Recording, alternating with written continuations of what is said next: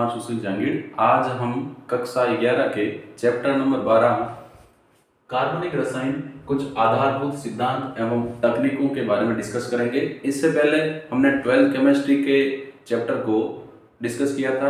अब क्योंकि 12th chemistry के बोर्ड एग्जाम नज़दीक आ गए हैं तो हम 11th क्लास को कंटिन्यू करेंगे। तो हम बात कर रहे हैं चैप्टर नंबर 12 कार्बनिक रसायन कुछ आधारभूत सिद्धांत और तकनीकें। इस चैप्टर में हम, हालांकि ये चैप्टर बहुत ज़्यादा लेंथी है और ये इसको ओनली चैप्टर नहीं समझे, ये चैप्टर केमिस्ट्री के पॉइंट ऑफ व्यू से समझना बहुत ही अनिवार्य है, क्योंकि इसमें केमिस्ट्री से रिलेटेड कई सारी बातें हम समझेंगे जो हमें 11th में, 12th में और आगामी उच्च कक्षाओं में भी हमारे लिए महत्वपूर्ण साबित होगी। तो हम कंटिन्यू कर रहे हैं चैप्टर नंबर 12 कार्बनिक रसायन। तो पहला इसमें सवाल आता है कि कार्बनिक रसायन होती क्या है। तो कार्बनिक रसायन क्या है?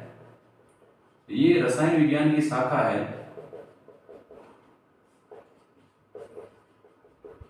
इसमें हम कार्बनिक यौगिकों का अध्ययन करेंगे।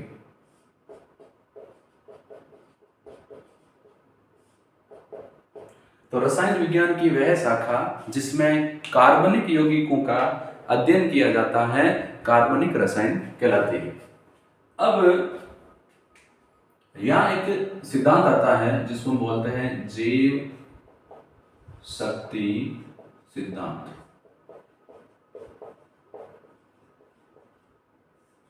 ये सिद्धांत बर्जीलियस ने दिया था।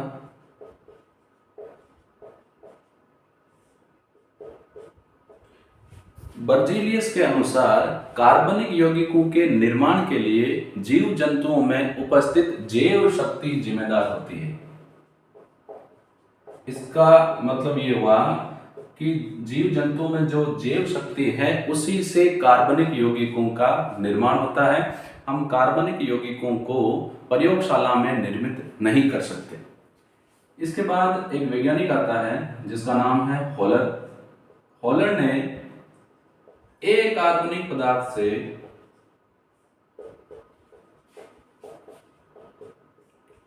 कार्बनिक पदार्थ का प्रयोगशाला में निर्माण किया।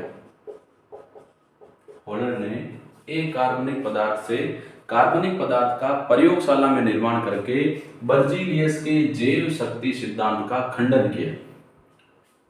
हॉलर ने अमोनियम साइनेट NH4CnO से ताप पर गर्म करके यूरिया का निर्माण किया। यह है अमोनियम साइनेट जो एक कार्बनिक पदार्थ है। इससे बनाया यूरिया जो एक कार्बनिक पदार्थ है। अमोनियम साइनेट को बनाने के लिए अमोनियम सल्फेट की अभिक्रिया पोटेशियम साइनाइड से की जाती है। तो इसका NH4 और इसका CnO, ये बना लेंगे NH4CnO अमोनियम साइनाइड, प्लस ये K और ये SO4, ये बना लेंगे K2SO4। बैलेंस करने के लिए इसको 2 से गुणा कर देंगे, इसको भी 2 से गुणा कर देंगे। तो हॉलर ने अमोनियम साइनाइड नामक एक कार्बनिक पदार्थ से कार्बनिक पदार्थ बनाकर बर्जीलियस के जैव शक्ति सिद्धांत का खंडन किया। अब रिजल्ट ये आया कि कार्बनिक यौगिकों को हम प्रयोगशालाओं में बना सकते हैं, और अगर हम दैनिक जीवन की बात करें तो दैनिक जीवन के 99% जो पदार्थ है उनमें कार्बन होता है। अब हम अगली जो बात डिस्कस कर रहे हैं वो है कार्बन की चतुसंयोजकता।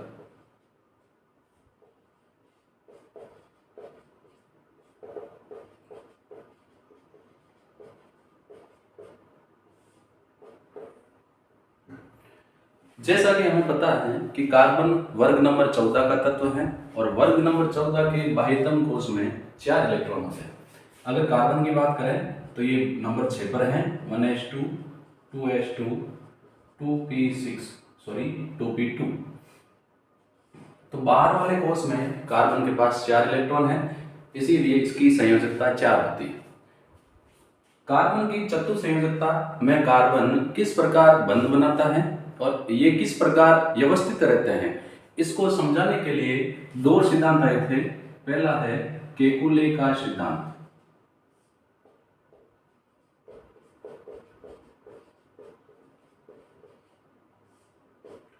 केकुले का जो सिद्धांत है, इस सिद्धांत के अनुसार कार्बन की संयोजकता 4 होती है। तो पहला ये कह रहा है कि जो कार्बन है उसकी संयोजकता 4 है। कार्बन अन्य कार्बन परमाणु से सह संयोजी बंध द्वारा जुड़कर सहवर्त या विवर्त यौगिक बनाता है। सहवर्त या विवर्त। सहवर्त का मतलब होता है चक्रीय और विवर्त का मतलब होता है अचक्रीय यौगिक। नंबर 3, कार्बन अन्य परमाणुओं के साथ एकल बंध, द्विबंध या एकल बंध, द्विबंध या त्रिबंध द्वारा बंध बनाकर अपनी 4 संयोजकता को पूरी करता है। अब ये कैसे हो सकता है? हो सकता है 4 एकल बंध बनाए, या हो सकता है 2 एकल बंध, 1 द्विबंध, तो भी 4 पूरी हो जाएगी। हो सकता है 2 द्विबंध, तो भी 4 हो जाएगी। या थर्ड क्या हो सकता है, 1 तो हो जाएगा एकल बंध, 1 हो जाएगा त्रिबंध। 4 एकल बंध में जैसे हम बात करें तो मेथेन में कार्बन 4 हाइड्रोजन के साथ 4 एकल बंध बनाता है, 4 संयोजकताएं पूरी करता है। 2 एकल बंध और 1 द्विबंध। कार्बन जो है वो अन्य कार्बन परमाणु के साथ क्या करेगा, एक तो बना लेगा द्विबंध और 2 क्या बना लेगा, एकल बंध। जैसे ये कार्बन भी एक द्विबंध बना रहा है और 2 क्या बना रहा है, एकल बंध। 2 द्विबंध, जब 2 द्विबंध बनाएगा तो संयोजकता कितनी हो जाएगी, 4। जैसे मान लो कार्बन है वो इस ऑक्सीजन के साथ भी द्विबंध बना रहा है, इस ऑक्सीजन के साथ भी द्विबंध बना रहा है। थर्ड क्या है, एक एकल बंध, एक त्रिबंध। तो कार्बन क्या करेगा, नाइट्रोजन के साथ ट्रिपल बॉन्ड और हाइड्रोजन के साथ एकल बंध।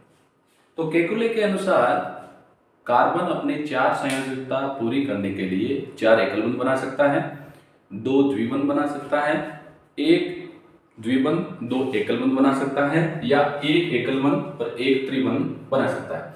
तो यह सिद्धांत था केकुले का। अब हम सेकंड बात कर रहे हैं वान ट होफ व लीबेल का सिद्धांत।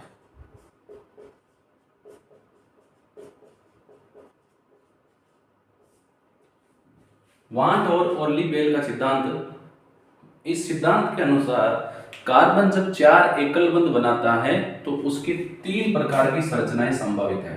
पहला है वर्ग समतलीय, दूसरा है वर्ग पिरामिडीय,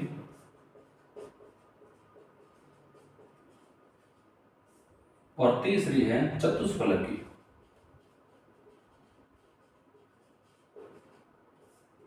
जो वर्ग समतलीय संरचना है इसमें कार्बन से जुड़े हुए 4 प्रतिस्थापी और कार्बन तीनों एक ही तल में होते हैं। तो मान लो ये कार्बन है, इससे एक प्रतिस्थापी जुड़ा हुआ है ए, दूसरा बी, तीसरा सी और चौथा डी।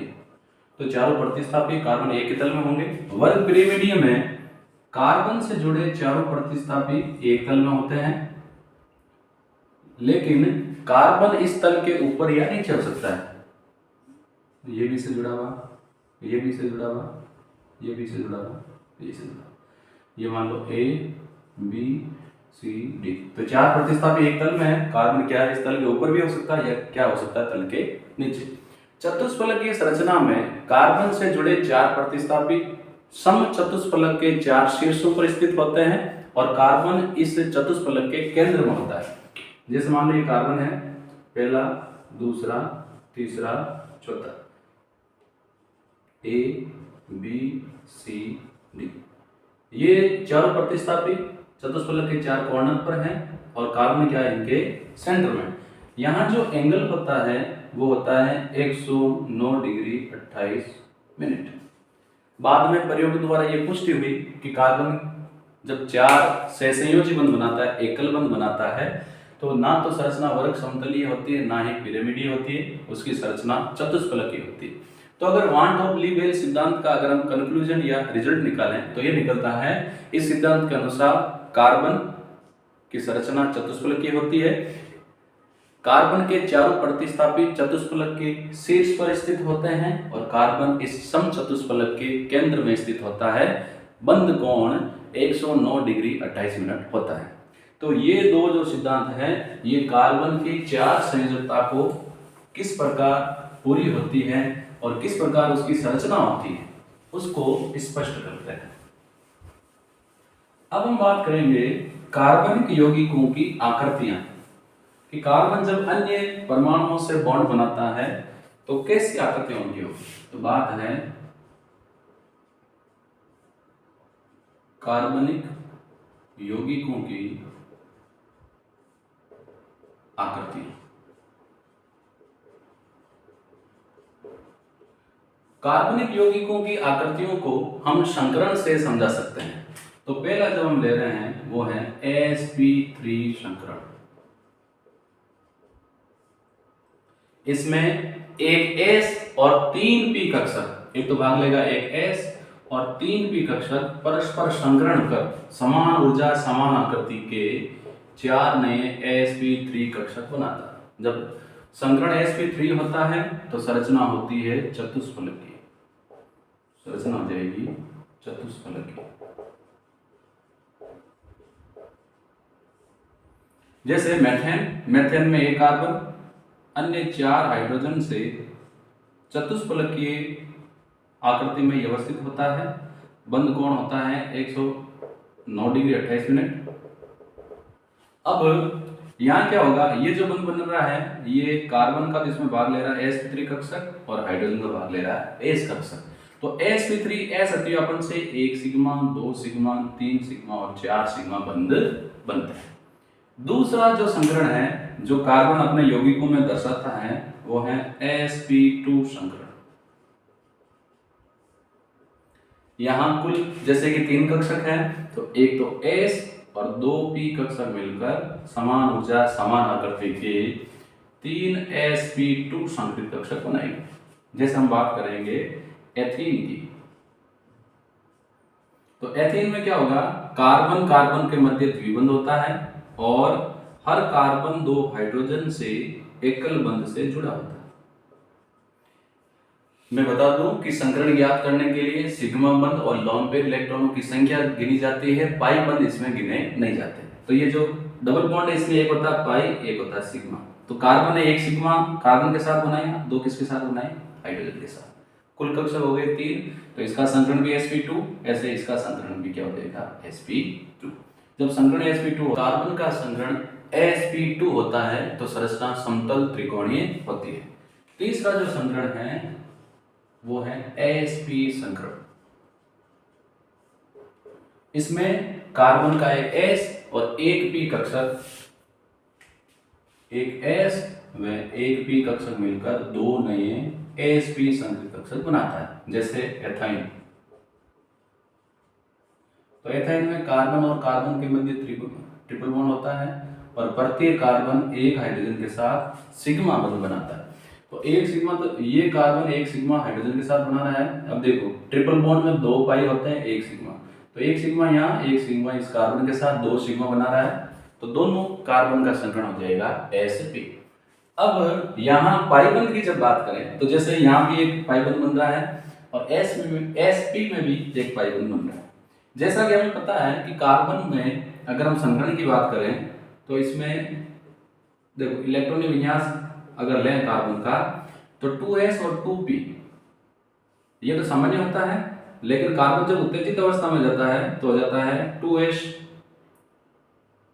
में हो जाएगा 1 और 2p में चला जाएगा एक और 2p3। तो ये कुछ ऐसा हो जाएगा, 2s में हो जाएगा 1 और 2p में इलेक्ट्रॉन हो जाएगी 3।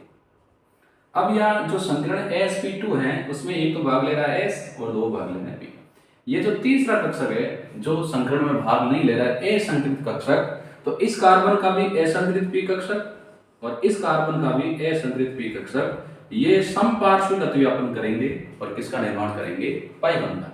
लेकिन यहाँ कार्बन में एक भी भाग ले रहा है, तो एथाइन में प्रत्येक कार्बन के 2 पी कक्षक संकरण में भाग नहीं लेंगे, तो ये क्या कहलाएंगे, असंतृप्त पी कक्षक। तो इसके भी 2 असंतृप्त पी कक्षक और इसके भी 2 असंतृप्त पी कक्षक। तो दोनों के असंतृप्त पी कक्षक ये इसके साथ समपार्श्विक अतिव्यापन करेगा, ऐसे ये भी इसके साथ समपार्श्विक अतिव्यापन करेगा। क्योंकि 2 कक्षक समपार्श्विक अतिव्यापन कर रहे हैं तो कितने पाई बनेंगे, 2 पाई बंध। तो अगर हम पाई बंध की बात करें तो पाई बंध पी कक्षकों के मध्य समपार्श्विक अतिव्यापन से बनता है और सिग्मा बंध अक्षीय अतिव्यापन से बनता है। पाई बंध बनने के लिए सिग्मा बंध का बनना जरूरी है, पहले सिग्मा बंध बनेगा और उसके पश्चात ही पाई बंध बनेगा। तो हमने देखा कि संकरण के आधार पर हम बता सकते हैं कि कार्बनिक यौगिकों की आकृतियां, अगर sp3 संकरण है, 4 एकल बंध है तो संरचना होगी चतुष्फलकीय।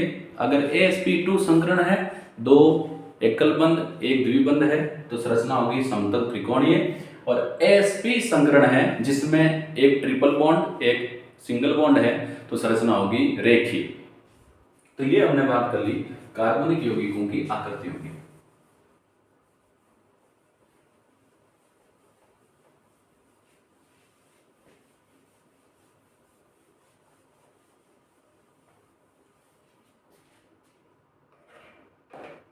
अब हम बात करेंगे कार्बनिक यौगिकों का संरचनात्मक निरूपण।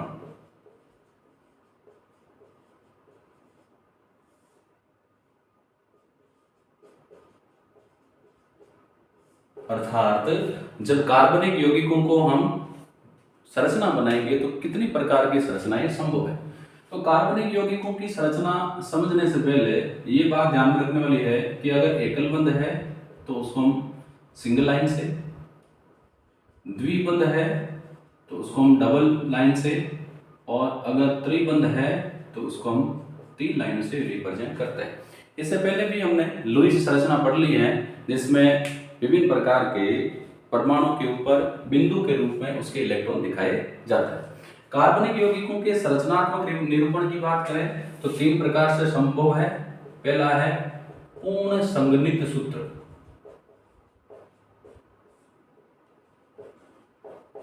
दूसरा जो है यह है संगनित सूत्र,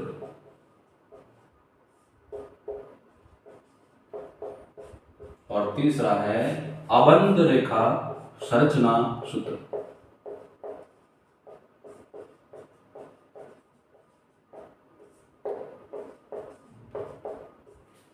ये जो वीडियो मैं आपके सामने बना रहा हूं, जो लेसन हम चला रहे हैं, इस वीडियो को आप पूरा जरूर देखें, स्किप करने की कोशिश ना करें।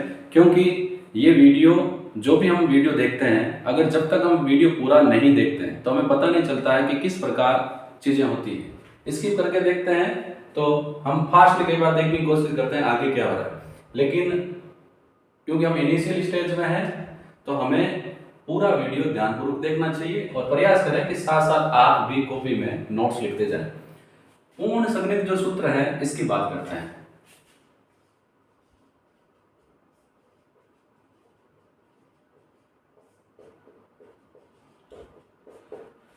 इस संरचना सूत्र में हम कार्बनिक यौगिकों से जुड़े विभिन्न परमाणुओं को उनके बंध के साथ प्रदर्शित करेंगे। अगर एकल बंध है तो सिंगल लाइन ड्रॉ करेंगे, द्विबंध है तो डबल लाइन ड्रॉ करेंगे, त्रिबंध है तो ट्रिपल लाइन ड्रॉ करेंगे। अगर कोई परमाणु है जिसके पास अयुग्मित इलेक्ट्रॉन शेष है उनको भी बिंदु के रूप में हम दर्शाएंगे। तो पूर्ण संगनित सूत्र में हम एक कार्बन परमाणु से जुड़े विभिन्न परमाणुओं को उनके बंध के साथ प्रदर्शित करते हैं। जैसे मान लो मैं सिंपल बात करूं मेथेन की, मेथेन का फॉर्मूला होता है CH4। अब इस कार्बन से 4 हाइड्रोजन जुड़े हैं तो हमें बताना पड़ेगा इसमें कि चारों हाइड्रोजन एकल बंध से जुड़े हैं। अब जैसे मान लो एथेन है CH3 तो इसका पूर्ण संगनित सूत्र बनाने के लिए हमें बताना पड़ेगा कि कार्बन के मध्य कैसा बंध है। तो कार्बन और कार्बन के मध्य एकल बंध है और प्रत्येक कार्बन से हाइड्रोजन एकल बंध से जुड़ा है। ऐसे मान लो HCN की बात करें, हाइड्रोजन साइनाइड की, तो हाइड्रोजन से कार्बन एकल बंध से और कार्बन नाइट्रोजन से ट्रिपल बॉन्ड से बंधा है। तो अगर हम किसी कार्बन परमाणु से जुड़े विभिन्न परमाणुओं को उनके बंध सहित प्रदर्शित करें तो बनने वाला जो सूत्र है वो पूर्ण संगठित संरचना सूत्र कहलाता है। दूसरा है संगठित सूत्र, इसकी बात करते हैं। तो दूसरी हम बात कर रहे हैं संगठित सूत्र। संगठित सूत्र में हम पूर्ण संगठित सूत्र से संगठित सूत्र बना सकते हैं। यदि पूर्ण संगठित सूत्र में जुड़े परमाणुओं को बंध सहित हटा दिया जाए, देखो ध्यान देंगे इसमें, पूर्ण संगठित सूत्र में कार्बन परमाणु से जुड़े विभिन्न परमाणुओं के बंध रेखा को हटाने पर जो सूत्र प्राप्त होता है वो संगठित सूत्र कहलाता है। अर्थात कार्बन से जुड़े विभिन्न परमाणुओं को उनके बंध के साथ नहीं दर्शाया जाता है। अगर समान प्रकार के परमाणु या समूह एक से अधिक हैं तो उसको हम ब्रैकेट में लिखेंगे और उस ब्रैकेट के नीचे उनकी संख्या लिख दी जाती है। ध्यान देंगे, अगर हम मेथेन का संगठित सूत्र लिखेंगे तो ऐसे लिखा जाएगा, एथेन का लिखेंगे तो ओनली CH3 लिखेंगे। ये नहीं लिखेंगे कि इसमें परमाणु किस प्रकार जुड़े हैं। तो संगठित सूत्र और पूर्ण संगठित सूत्र में फर्क यह है कि पूर्ण संगठित सूत्र में जुड़े विभिन्न परमाणुओं को बंध सहित दर्शाया जाता है, लेकिन अगर इनमें परमाणुओं को बंध रहित दर्शाया जाए तो क्या प्राप्त होगा? संगठित सूत्र। अब जैसे मान लो एक और एग्जांपल की बात करें, जैसे मान लो butane CH3 CH2 CH2 CH3, तो इसका संगठित सूत्र क्या होगा? ये CH3 है, इससे कितने CH2 जुड़े हैं? 2 समान है, तो पादांक में लिख देंगे 2 और क्या हो जाएगा? CH3। जैसे मान लो हम बात करें आइसोप्रोपेन, या चलो बात कर लेते हैं आइसोब्यूटेन। इसमें इस एक ही प्रकार के जो CH समूह है, इसमें एक कार्बन से कितने CH3 जुड़े हैं? 1 2 3। तो हम इसको ऐसे लिख देंगे CH3 जुड़े हुए हैं 3 किससे? CH से। तो एक परमाणु से जुड़े समान परमाणु या समूह को ब्रैकेट में लिख दिया जाता है और ब्रैकेट के नीचे पादांक में उनकी संख्या लिख दी जाती है। तो पूर्ण संगठित दूसरा है जो नंबर 3 आ रहा है अपने, वो है आबंत रेखा संरचना सूत्र। तो इसकी बात करते हैं।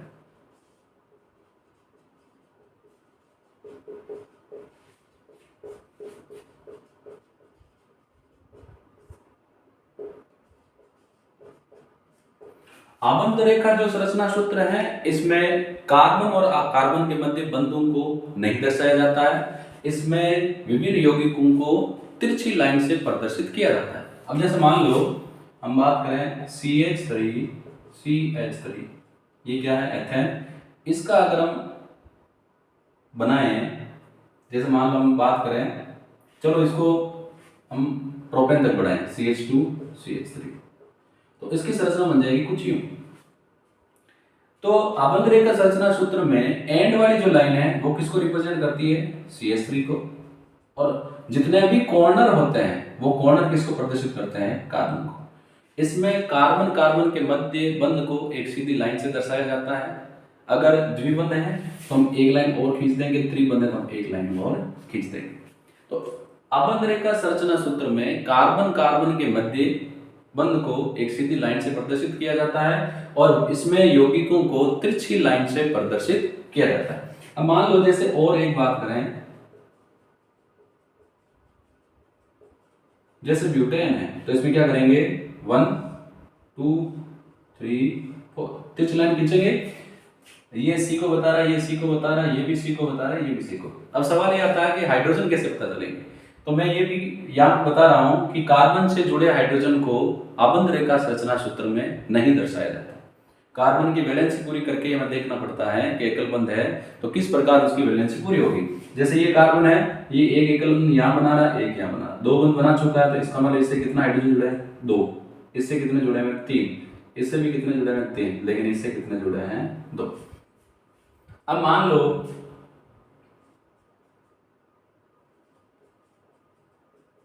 ये जैसे प्रोपेन का अगर हम आबंत रेखा सूत्र बनाएंगे, कैसे बनाएंगे?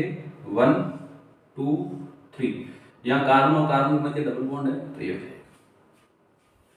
तो आबंत रेखा संरचना सूत्र में कार्बन कार्बन के मध्य बंध को एक सीधी लाइन से बताया जाता है। इसमें हाइड्रोजन को प्रदर्शित नहीं किया जाता। अब हम आबंध रेखा सूत्र से संबंधित कुछ और एग्जाम्पल लेते हैं और वो लेते हैं वलय संरचना वाले यौगिक होंगे। जैसे मान लो साइक्लोब्यूटेन है,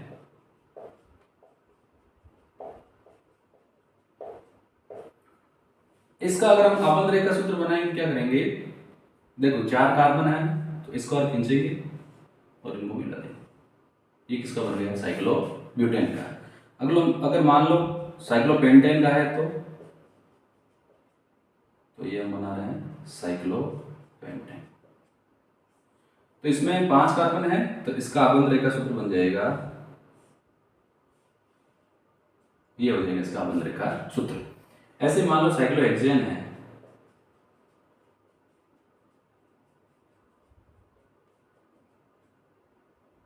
one two three four five six, तो इसमें क्या है 6 कार्बन आपस में वलय का निर्माण कर रहे हैं तो षटकोणीय संरचना बन गई। ऐसे जो बेंजीन होता है जिसमें एकल और द्विबंध एकांतर क्रम होता है, उसका अगर हम आबंध रेखा संरचना सूत्र बनाना चाहें तो क्या करेंगे, देखो कितने कार्बन है 6, तो पहले ये बना देंगे एकल बंध, सीधी लाइन केवल एकल बंध को बनाएंगे। अब यहाँ देखो ये डबल बॉन्ड है तो यहाँ एक लाइन खींच देंगे, यहाँ डबल बॉन्ड है तो यहाँ लाइन खींच देंगे, यहाँ डबल बॉन्ड है तो यहाँ लाइन खींच देंगे। अगर इसी सूत्र से, जिस मैंने ये सूत्र लिखा है, इससे पूर्ण संगणित सूत्र बनाना चाहें तो हमें क्या करना पड़ेगा, हर एक हाइड्रोजन को उसके बंध सहित दर्शाया जाएगा। तो ये अपने 3 प्रकार के संरचना सूत्र हो गए। कार्बनिक यौगिकों को प्रदर्शित करने के जो सूत्र हैं, जो हमने बात की थी कार्बनिक यौगिक के संरचना सूत्र, तो संरचना सूत्र 3 थे। एक हो गया पूर्ण संगणित जिसमें कार्बन परमाणु से जुड़े विभिन्न अन्य परमाणुओं को उनके बंध सहित लिखा जाता है।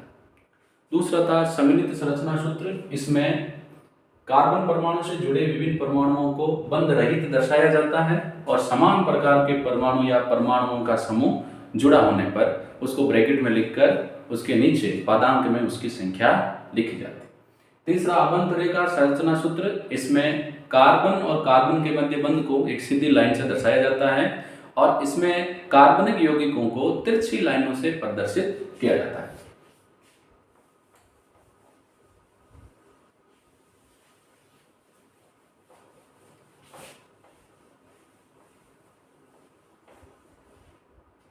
अगला जो अपना टॉपिक बनता है वो है कार्बनिक यौगिकों का वर्गीकरण।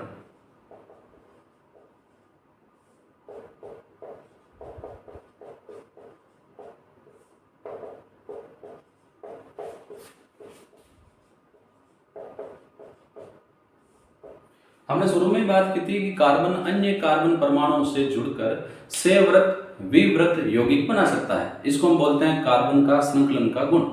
कार्बन में संकलन गुण पाया जाता है, इसीलिए अधिकांश यौगिकों में कार्बन उपस्थित होता है। तो कार्बन परमाणु में जुड़ने की प्रवृत्ति के आधार पर हम इनका वर्गीकरण करते हैं और वर्गीकरण में पहला वर्गीकरण होता है विवृत या अचक्रीय यौगिक। वर्गीकरण कर रहे हैं कार्बनिक यौगिक किस प्रकार परस्पर जुड़े हुए हैं। तो इसके आधार पर कार्बनिक यौगिक 2 प्रकार के हो गए।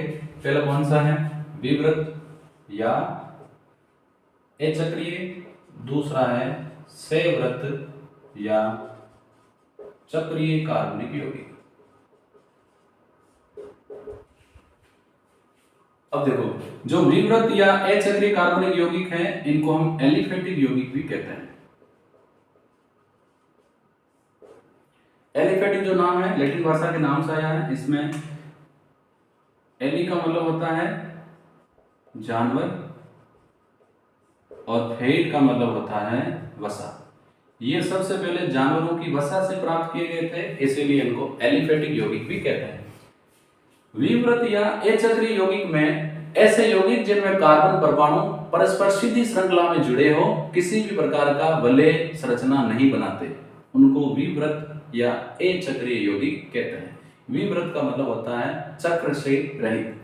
इसमें एग्जाम्पल की बात करें तो जैसे alkane, methane, ethane, propane, ethene और एथाइन। जैसे मान लो मेथेन है या मान लो पेंटेन है, तो पेंटेन में 3 CH2 और 2 CH3। इसमें क्या है, कार्बनिक यौगिक सीधे श्रृंखला में जुड़े रहते हैं, शाखाएं हो सकती है लेकिन किसी भी प्रकार का चक्र निर्माण नहीं होगा। जो संवृत चक्रीय यौगिक हैं, ये संवृत चक्रीय यौगिक ऐसे यौगिक जिनमें विभिन्न प्रकार के कार्बन परमाणु आपस में जुड़कर वलय का निर्माण करते हैं, संवृत या चक्रीय यौगिक कहलाते हैं। अब वलय किस प्रकार के परमाणु से बनी है, इसके आधार पर हम बात करते हैं समचक्रीय यौगिक, और दूसरा वर्गीकरण का आधार है विषम चक्रीय यौगिक।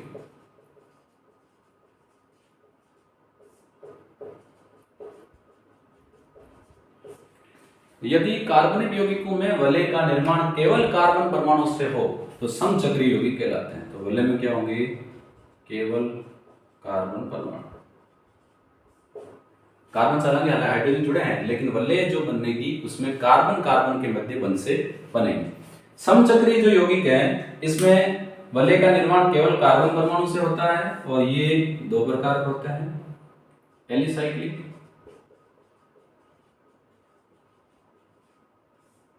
यौगिक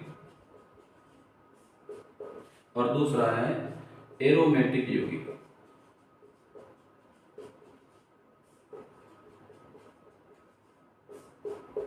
ध्यान देंगे, एलिसाइक्लिक यौगिक, इन यौगिकों के गुण एलिफेटिक यौगिकों के समान होते हैं। इनमें विभिन्न प्रकार के कार्बन परमाणु आपस में जुड़कर वलय का निर्माण करते हैं, जैसे CH2 CH2 CH2 CH2। ये क्या होगी, साइक्लोब्यूटेन। वलय निर्माण के लिए अनिवार्य बात यह है कि कम से कम 3 कार्बन होने चाहिए। तो अगर 3 कार्बन आपस में जुड़ेंगे तो क्या हो जाएगा, साइक्लोप्रोपेन। तो साइक्लोब्यूटेन, साइक्लोप्रोपेन, साइक्लोहेक्सेन, साइक्लोब्यूटीन, ये सभी के सभी यौगिक ऐसे हैं जिनके गुण एलिफेटिक यौगिकों के समान होते हैं, लेकिन इसमें विभिन्न प्रकार के कार्बन मिलकर वलय का निर्माण करते हैं। एरोमेटिक यौगिक जो होते हैं, इसमें जो एरोमेटिक नाम आया है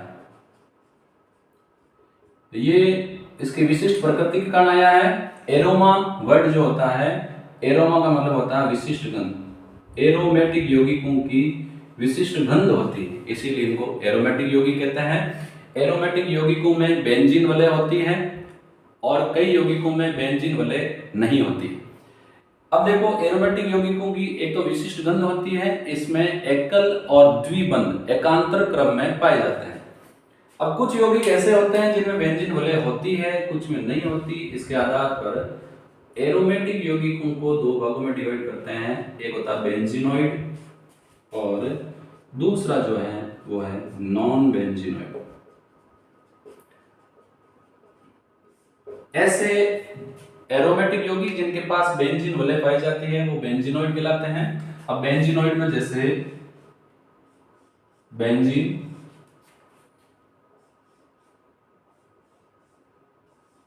दो बेंजीन वलय आपस में जुड़ी हैं तो नैप्थलीन, क्या नाम है इसका, naphthalene.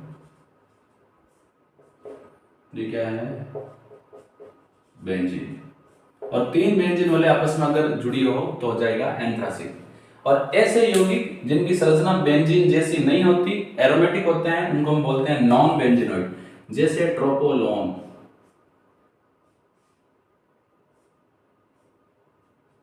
Oxygen double double double, इसका नाम है ट्रोपोलोन।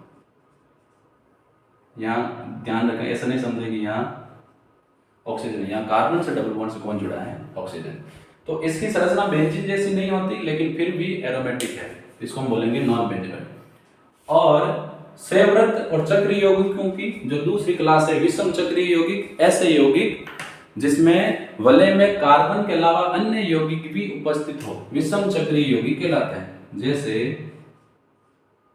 5 वलय ऑक्सीजन जुड़ी है, 5 वलय नाइट्रोजन जुड़ी है, 5 परमाणु की श्रृंखला है और इसमें सल्फर जुड़ा है। ऑक्सीजन वाले को बोलते हैं ऑक्सीजन, इसको बोलेंगे पिरोल, इसका नाम है थायोफीन। इसके अलावा भी है कई प्रकार के यौगिक हम पढ़ेंगे। पिरिडी। तो कार्बन परमाणु किस प्रकार जुड़े हैं, वो आपस में सीधी श्रृंखला में जुड़े हैं या वलय का निर्माण कर रहे हैं। तो कार्बन परमाणुओं के जुड़ने की प्रकृति के आधार पर हम कार्बनिक यौगिकों को मुख्य रूप से दो भागों में डिवाइड करते हैं, विवृत या अचक्रीय, इनको एलिफेटिक भी कहते हैं। इसमें विभिन्न प्रकार के कार्बन परमाणु सीधी श्रृंखला या शाखाओं में जुड़े होते हैं। लेकिन यदि कार्बन परमाणु आपस में जुड़कर वलय का निर्माण करें तो उनको बोलेंगे संवृत या चक्रीय यौगिक। संवृत या चक्रीय यौगिक दो प्रकार के होते हैं। यदि वलय केवल कार्बन परमाणु से मिलकर बनी होती है तो समचक्रीय, और वलय में कार्बन परमाणुओं के अलावा अन्य परमाणु उपस्थित हैं तो विषम चक्रीय। समचक्रीय को दो भागों में बांटते हैं, एलिसाइक्लिक, एरोमेटिक। एलिसाइक्लिक यौगिकों के गुण एलिफेटिक यौगिकों के समान होते हैं। इसमें विभिन्न प्रकार के कार्बन परमाणु आपस में जुड़कर वलय का निर्माण करते हैं। लेकिन अगर समचक्रीय यौगिकों की विशिष्ट गंध है, उनमें एकल और द्विबंध एकांतर क्रम में उपस्थित हैं, उसको हम नाम देते हैं एरोमेटिक। एरोमेटिक यौगिकों में अगर बेंजीन वलय उपस्थित है तो बेंजीनॉइड, और बेंजीन वलय अनुपस्थित है तो ऐसे को हमने नाम दिया नॉन बेंजीनॉइड। विषम चक्रीय यौगिकों में हमने एग्जांपल देख लिए। तो ये अपना हो गया कार्बनिक यौगिकों का वर्गीकरण। जो मैं पढ़ा रहा हूं साथ साथ में आप लोग भी नोट्स बनाते जाएं, और जैसे वीडियो कंप्लीट होता है तो इसको रिकॉल करें। जब तक हम किसी पढ़े टॉपिक को रिकॉल पुनः स्मरण नहीं करेंगे, हमें समझ में नहीं आएगा कि हमें कहाँ दिक्कत है। तो वीडियो देखने के बाद सेल्फ स्टडी जरूर करें। अब इसमें एक वर्ड आता है क्रियात्मक समूह।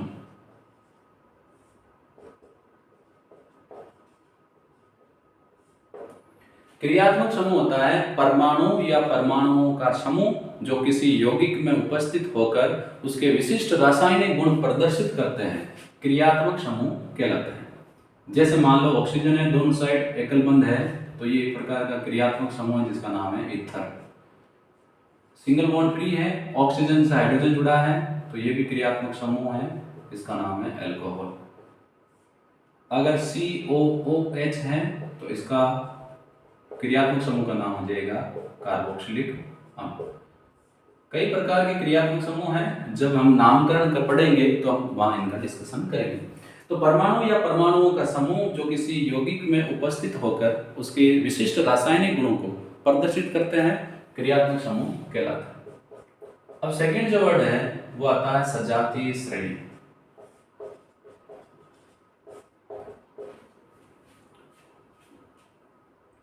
विभिन्न प्रकार के यौगिकों की ऐसी श्रेणी जिसमें समान क्रियात्मक समूह उपस्थित हो तथा जिनके रासायनिक गुण समान हो। जब समान क्रियात्मक समूह है तो रासायनिक गुण भी मोस्टली समान होते हैं। तो यौगिकों की ऐसी श्रेणी जिसमें समान प्रकार का क्रियात्मक समूह उपस्थित हो तथा जिनके समान रासायनिक गुण हो, सजातीय श्रेणी कहलाती है। जैसे एल्केन की श्रेणी, एल्कीन की श्रेणी, एल्काइन की श्रेणी। सजातीय श्रेणी के गुणों की बात करें तो इनमें समान क्रियात्मक समूह उपस्थित होता है, इनके रासायनिक गुण समान होते हैं। सजातीय श्रेणी के दो कर्मागत सदस्य, कर्मागत का मतलब होता है कंटिन्यू, तो कर्मागत सदस्यों के मध्य CH2 का अंतर होता है। और अगर अणुभार की बात करें तो दो कर्मागत सदस्यों के अणुभार में 14 का अंतर होता है। सजातीय श्रेणी को एक सामान्य सूत्र से प्रदर्शित किया जाता है। जैसे हम बात कर रहे हैं एल्केन की सजातीय श्रेणी, तो एल्केन की सजातीय श्रेणी का सामान्य सूत्र होता है CnH2n+2, यानी कार्बन की संख्या से हाइड्रोजन की संख्या दुगुने से 2 ज्यादा। तो इसका पहला यौगिक, जैसे कार्बन 1 होगा तो हाइड्रोजन 2 × 1 + 2 4, पहला सदस्य होगा मीथेन। ऐसे कार्बन 2 होंगे तो हाइड्रोजन 2 से 2 ज्यादा, 2 दूनी 4, 4 और 2 6। कार्बन 3 होंगे तो 3 का डबल 8 और 2 10, सॉरी 3 का डबल 6, 6 और 2 8। ऐसे चौथा सदस्य कार्बन 4 होंगे तो हाइड्रोजन डबल से 2 ज्यादा, C4H10। तो अगर देखें कंटिन्यू में इनके बीच में फर्क कितना है, 2 कार्बन 1 कार्बन। एक तो कार्बन का डिफरेंस 6 कार्बन 4 कार्बन, कितने का डिफरेंस 2 का। ऐसे इनके बीच में भी डिफरेंस CH2 का है और इनके बीच में भी डिफरेंस कितने का है, CH2 का। और अनुभार की बात करें तो कार्बन का 14 और 2 हाइड्रोजन के, सॉरी 12 कार्बन का 2 हाइड्रोजन का, तो कितना डिफरेंस हो गया, अनुभार में भी 14। ऐसे ही हम एल्काइन की श्रेणी की बात करें तो एल्काइन की सजातीय श्रेणी में सामान्य सूत्र लिया जाता है CnH2n, यानी कार्बन की संख्या से हाइड्रोजन की संख्या दोगुनी। अब देखो अगर यहाँ कार्बन 0 ले लें या एक कार्बन लें तो हाइड्रोजन कितना होगा, 0 कार्बन तो हो भी नहीं सकता। एक कार्बन लेंगे तो हाइड्रोजन कितना होंगे, 2, जो संभव नहीं। तो कम से कम कितने कार्बन लेने पड़ेंगे, 2। तो 2 कार्बन तो हाइड्रोजन भी 2 का डबल 4। दूसरा सदस्य 3 कार्बन तो हाइड्रोजन 3 का डबल 6। तीसरा सदस्य 4 कार्बन तो हाइड्रोजन 4 का डबल 8। पांचवा सदस्य चौथा कार्बन 5 तो हाइड्रोजन 10। तो इस श्रेणी का पहला सदस्य होता है एथीन। अब देखो C2H4 C3H6, इसमें डिफरेंस कितने का है, 1 कार्बन का 2 हाइड्रोजन का। तो ऐसे कंटिन्यू देखना, ऐसा नहीं है कि यहां से लेके यहां तक देखें, क्रमागत का मतलब होता है कंटिन्यू। तो C3H6 C4H8 में भी कितने का फर्क है, CH2 का। C5H10 C4H8 में भी कितने का फर्क है, CH2 का। ऐसे ही हम एक और श्रेणी ले सकते हैं, एल्काइन की श्रेणी।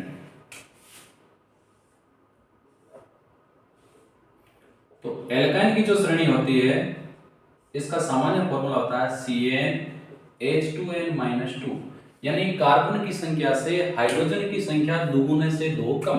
तो इसमें भी कम से कम एक कार्बन होना संभव नहीं है, तो 2 कार्बन होने चाहिए कम से कम। तो कार्बन 2 तो 2 का डबल 4, 4 में से 2 कम 2। जब 3 कार्बन होंगे तो 3 का डबल 6, 6 में से 2 कम 4। जब 4 कार्बन होंगे 4 का डबल 8, 8 में से 2 कम 6। तो देखो यहाँ भी कंटिन्यू डिफरेंस कितने का, CH2 का। यहाँ भी डिफरेंस कितना, CH2 का। और परमाणु भार कितने का डिफरेंस है, 14 का, 12 कार्बन का 2 हाइड्रोजन का।